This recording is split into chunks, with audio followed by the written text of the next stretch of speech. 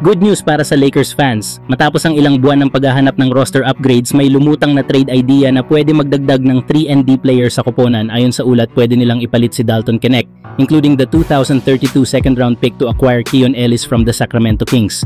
Si Ellis ay kilala bilang solid two-way wing na mahusay sa depensa at 3-point shooting. For the 2025-26 season, he is averaging 7.3 points, 1.6 rebounds, and 1.3 steals per game on 46.9% shooting from the field and 46.7% from 3 para sa Lakers. Makakatulong siya sa wing depth at perimeter defense, lalo na para sa playmakers gaya ni Luka Doncic at Austin Reeves.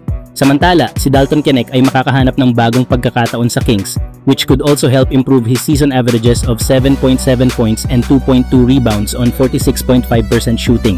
Kayo mga idol, anong masasabi nyo sa posibleng trade na ito para sa Lakers? Samantala mga idol, mas gumaganda pa ang laro ni DeAndre Ayton sa Lakers, lalo na ngayong nagiging isa siyang matibay at reliable na big man para sa koponan. Simula ng season, tuloy-tuloy ang impact niya sa loob, scoring, rebounding at efficiency.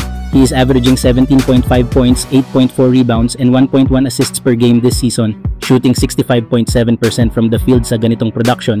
Hindi maikakaila na malaking bagay ang presence niya sa bawat laro.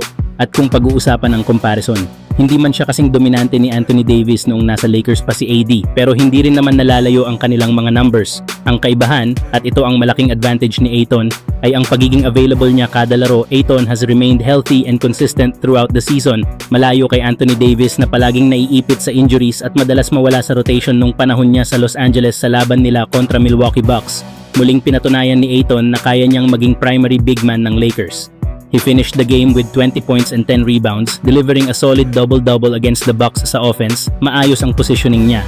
Sa depensa naman, ramdam ang pressure niya sa loob at kontrolado niya ang boards.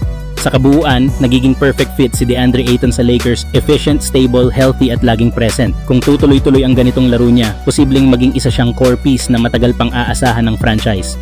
Kayo mga idol, tingin nyo ba si Ayton na ang pinaka-reliable big man ng Lakers ngayon? Samantala, nagkaroon ng kakaibang eksena matapos ang panalo ng Los Angeles Lakers laban sa Milwaukee Bucks. Pagkatapos ng final buzzer, plano ng Lakers na kunin ang game ball para ibigay kay Adottiero bilang alaala sa kanyang first NBA points at first field goal, pero nagkaproblema dahil dinala ng referees ang bola papunta sa staff ng Bucks at ayaw itong ibigay pabalik sa Lakers. Kita sa video na nakikipag-usap ang ilang Lakers players para makuha ang bola, pero hindi agad na ibigay dito na pumasok si Giannis Antetokounmpo. Nakita niya ang gulo, nilapitan niya ang Bucks staff, kinuha niya mismo ang game ball at inabot ito kay Luka Doncic. Pagkatapos, si Luka ang nagbigay kay Adottiero. Isang simpleng gesture pero napaka-classy mula kay Giannis. Nang tanungin si Tiero tungkol sa nangyari, sabi niya na nung una ay hindi niya alam na para sa kanya pala ang bola.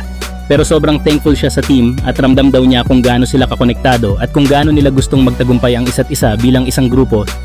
Yeah, I did. At first, I didn't even realize, it was all from me. But, I'm very thankful for this team, and I guess that I think that shows, how connected we are, and how much we want each other to succeed and to succeed as a team.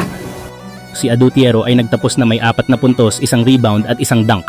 Kayo mga idol, ano ang masasabi niyo kay Adottiero sa unang game nito para sa Lakers?